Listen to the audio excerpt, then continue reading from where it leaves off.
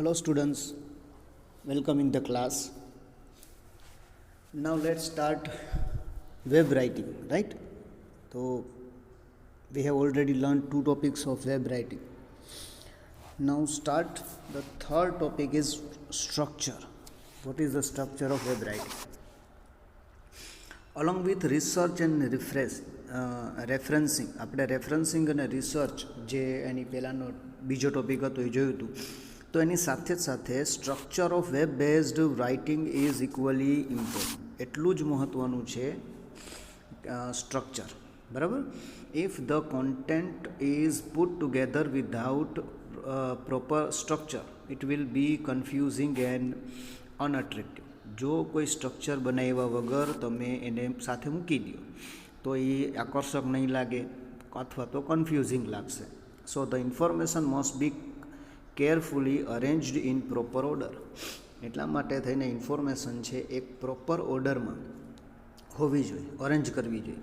The description should B divided into paragraph, sentences, captions.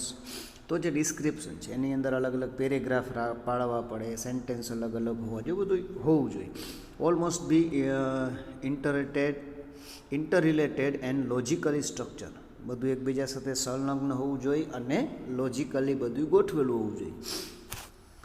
In web based writing user are accustomed to scan rather than read information, બરાબર.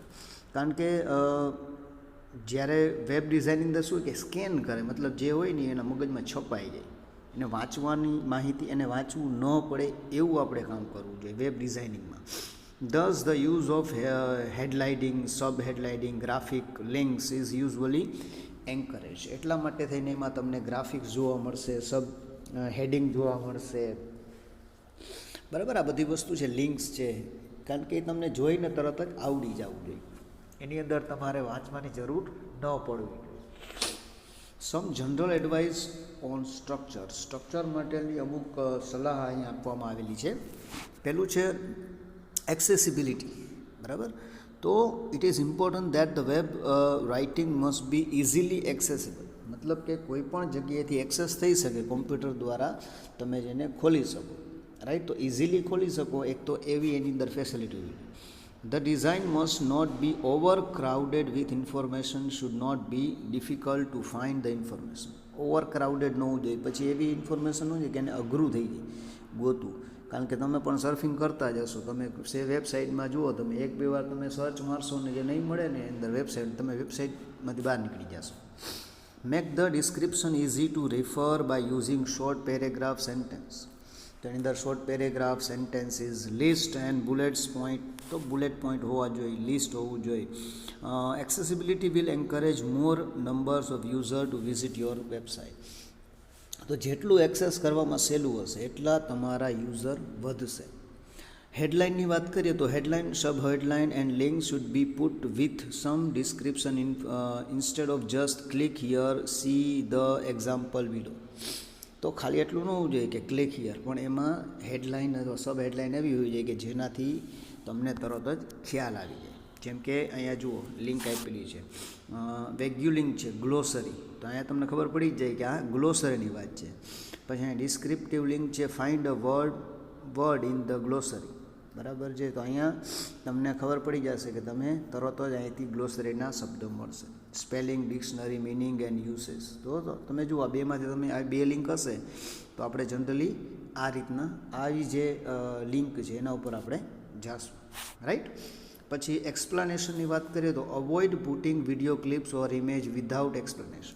તો એની અંદર જો video clip ને એ બધું હોય પણ એમાં એક્સપ્લેનેશન ન આપ્યું હોય, સમજાયું ન હોય તો એવું ન કરો. પછી સ્ટાઇલની વાત કરીએ તો follow the style of an inverted pyramid structure. Pyramid જોયું છે ને, પહેલાં નાનું પછી મોટું, એમ પિરામિડ સ્ટ્રક્ચર હોવું જોઈએ. સૌથી પહેલાં નાનો મુદ્દો, એની અંદર મોટો, right. Put the most important information first and less important information subsequently. તો સૌથી મેઇન ઇમ્પોર્ટન્ટ પોઈન્ટ છે એ પહેલાં, પછી એનાથી નીચા. તો આ રીતનું સ્ટ્રક્ચર હંમેશા હોવું જોઈએ, રાઈટ, વેબ રાઇટિંગની અંદર અથવા તો વેબ ડિઝાઇનિંગની અંદર. પછી નેક્સ્ટ ચોથો પોઈન્ટ આપણે લઈ તો એ છે clear writing. The style of web writing is slightly different from other writing. બીજા કરતાં એની રાઇટિંગ કેવી હશે? અલગ હશે. The information is explained in shorter sentence. તો એક્સપ્લેન જે એને બહુ નાના નાના શબ્દોમાં કરવામાં એવા હશે. The writer is expected to write in active voice instead of passive voice. અને હંમેશા એની અંદર એક્ટિવ વોઇસની અંદર જ બધું લખેલું હશે. The description should be in plane English. Plane ઇંગ્લિશમાં હોવું જોઈએ, એક્ટિવ વોઇસમાં હોવું જોઈએ, રાઈટ. પછી શોર્ટ સેન્ટેન્સ. રાઇટિંગની અંદર કેવો હોવો જોઈએ? Short. The description should be in shorter sentence. બને એટલા ટૂંકા સેન્ટેન્સમાં હોવા જોઈએ. Here shorter means appropriate length, neither short nor length. Shorter એટલે એક જે સામાન્ય લેન્થ હોવી જોઈએ, મતલબ બહુ નાના નહીં, બહુ મોટા પણ નહીં, right. This mean that the web writer should not write in library language. લાઇબ્રેરીની લેંગ્વેજ લેન્ધી લાંબુ ન હોવું જોઈએ.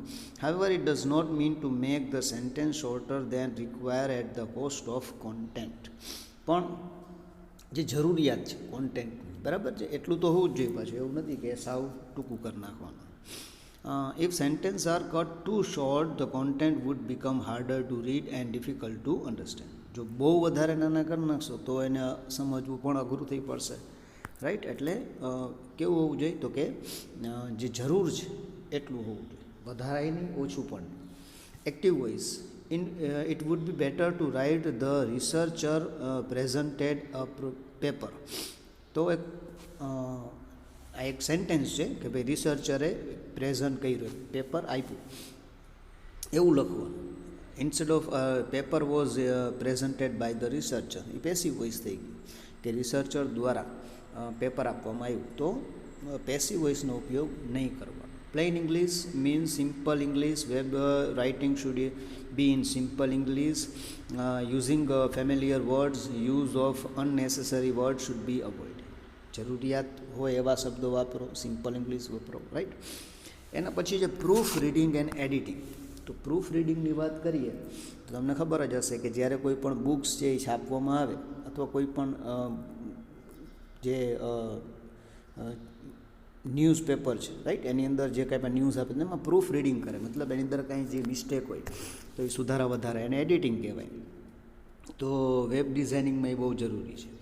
તો એની important and meaningful writing must be free from linguistic and grammatical error. તેમાં લિંગ્વિસ્ટિક એરર ન હોવી જોઈએ, ગ્રામેટિકલ ન હોવી જોઈએ હંમેશા કોઈ વાંચવાવાળાને, બરાબર.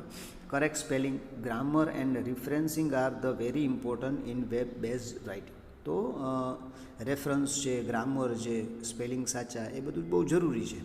Four economy of word abbreviation can be use. Abbreviation એટલે ટૂંકા શબ્દ પણ ઉપયોગમાં લેવામાં આવે છે. However error free language is available for your audience and purpose. તમારા હેતુ અને ઓડિયન્સ માટે તમને એવી લેંગ્વેજ વાપરવી છે જેમાં કોઈ મિસ્ટેક હોવી જોઈએ નહીં. તો એના માટે શું કરવાનું, રાઈટ? તો necessary of good web writing. It is observe that we do not read web page the way we read a paper. આપણે જે રીતના ન્યૂઝપેપર વાંચીએ છીએ એવી રીતના આપણે વેબ પેજ નથી વાંચતા. We generally do not read entire web page would be by word.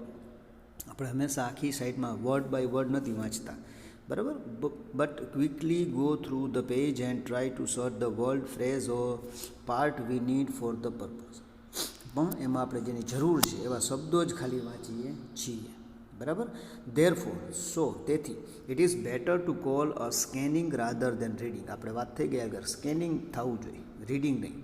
While scanning our aim is to find certain keywords or phrase that lead us to the matter we are in search for.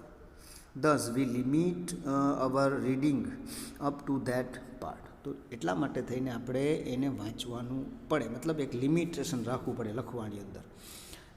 Instead of reading entire content, we jump from one point to other in short bursts. તો તમે web design બધું નહીં વાંચો, તમે એકમાંથી બીજામાં ત્રીજામાં તરત ફટાફટ જોશો.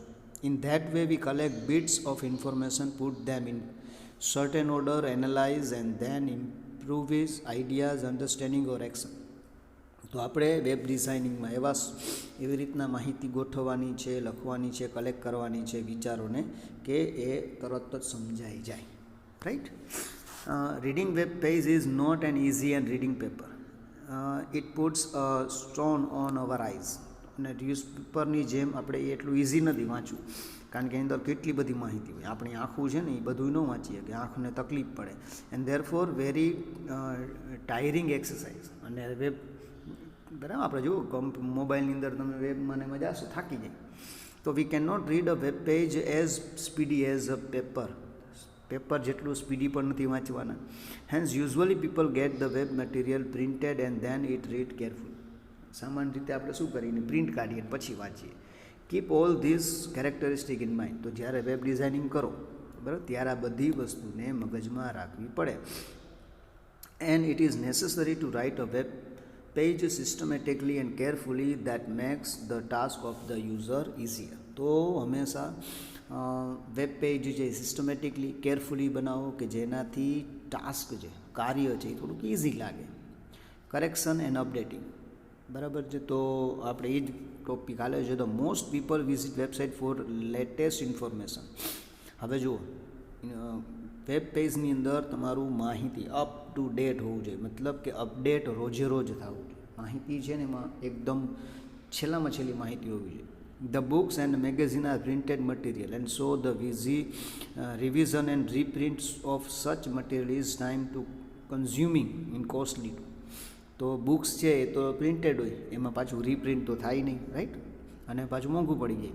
However the content of the web can be corrected and modified as per the need. તો જરૂર પડે, મતલબ અમુક વસ્તુ છે એ રોજે રોજ તમારે અપડેટ કરવી પડે, અઠવાડિયે 4 દીએ 5 દીએ 10 દીએ, તો એ અપડેટ રાખવું પડે. Web writing is not merely a different mode of communication, it is also an important tool in creating your brand. Web writing છે માત્ર કોમ્યુનિકેશન નથી, પણ તમારી એક બ્રાન્ડ છે તમે બનાવો બરાબર છે, એના માટે એક ટૂલ છે. It is also a bridge to have direct communication with your customer. અને એક એવો બ્રિજ છે કે જે તમે કસ્ટમર છે તમારી સાથે ડાયરેક્ટ કોમ્યુનિકેટ કરી શકે. Unlike a book or paper, it help in having ideas about the frequency of visit. તો બુક્સ છે અને પેપર છે એ તમને ફ્રિકવન્ટલી એમાં બધા મતલબ કે રોજ રોજ બુક્સ વાંચી શકાય, ન્યૂઝપેપર વાંચી શકાય. Choice and expectation of your customers and this can understand your customer quickly and easily. તો એના કરતાં સારું તમને ચોઇસ મળે આની અંદર, અને તમારા કસ્ટમર જે ઝડપથી અને ઇઝીલી તમારી સાથે કનેક્ટ થઈ શકે. It is modern device to share latest information with the customer. A modern device છે જે તમારી ઇન્ફોર્મેશન છે એ તમે કસ્ટમર સાથે શેર કરી શકો છો. Your swiftness in updating information will decide your success of business.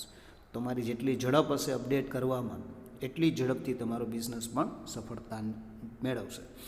In an advertisement, the prominent information is displayed strictly. તો પ્રોમિનન્ટ એટલે કે યોગ્ય ઇન્ફોર્મેશન હોવી જોઈએ. In the similar way, the most preference item become the most prominent on the website. જ્યારે website ઉપર શું હોય તો કે જે સૌથી પ્રોમિનન્ટ બની જશે, જે વધારે પ્રિફર થશે એ ઓટોમેટિક યોગ્ય બની જશે. And focus can be shifted two it. તો તરત જ બધાનું ફોકસ છે એના ઉપર વહી જશે, રાઈટ. હવે થોડી કોમન મિસ્ટેક જોઈ લઈએ કે આપણે શું કરીએ છીએ અથવા વેબ ડિઝાઇનિંગમાં શું થાય છે. તો કે initially the success of a web site was જજ on the basic of the numbers of pages it include and the numbers of time it is visited. હવે સફળ છે આ વેબસાઇટ કેમ ખબર પડે તો કે એમાં કેટલા વ્યક્તિઓ વિઝિટ કરે છે એના ઉપરથી નક્કી થાય છે, બરાબર છે. પછી એમાં કેટલા પેજ છે એના ઉપરથી નક્કી થાય છે. As providing information on web is very much cheaper compare to paper to company organisation use to put everything on. તો જુઓ આપણે ખબર છે કે એ ન્યૂઝપેપર કરતાં સસ્તી વેબ ડિઝાઇનિંગ વેબ પેજની અંદર. તો ઓર્ગેનાઇઝેશન જે સંસ્થા જે શું કરે બધું અંદર નાખી દે, right. It is quite easier to upload and update detail on page compared to the publishing in a browser or book. તો બુકની અંદર પબ્લિશ કરવું એના કરતાં આની અંદર અપડેટ કરવું થોડુંક ઇઝી છે. Therefore, even petty information was added on the website to create the number of pages. તો નંબર ઓફ પેજીસ વધારવા માટે સાવ નકામી બાબત હોય ને એ અંદર નાખેલી હોય. Thus, web page is not a platform for accumulation of information randomly and unorganized way, but searching and collecting information in smooth and systematic manner. તો વેબસાઇટ કાંઈ એવું નથી કે એમાં ગમે રેન્ડમલી ગમે આપણે સર્ચ ન કરી, ના, એમાં તમારે જે જરૂર હોય ને એ જ આપણે માહિતી ગોતીએ છીએ, રાઈટ. તો આ બધી મિસ્ટેક જે આપણે ભૂલી જઈએ છીએ. Technology and designing play an important role in managing and organizing the content. તો કોન્ટેન્ટને ઓર્ગેનાઇઝ કરવા, મેનેજ કરવામાં ટેકનોલોજીનો ખૂબ જ મોટો રોલ છે. Therefore, તેથી the web writer should be aware of certain information aspect of the web writing explained below. તો ઘણી વખત જે વેબ રાઇટર છે એ અથવા તો ઓર્ગેનાઇઝેશન છે એ નાની ભૂલ કરતા હોય છે. જેમ કે no need to welcome people, ત્યાં લોકોને વેલકમ કરવાની જરૂર જ નથી, છતાં એમાં કર્યું કંઈ, right. A web writer should avoid welcoming the visitor. એવું ન કરવું જોઈએ. We generally do not find the words such as I welcome you to our website or on behalf of our company I welcome you. આવું બધું લખવાની જરૂર નથી.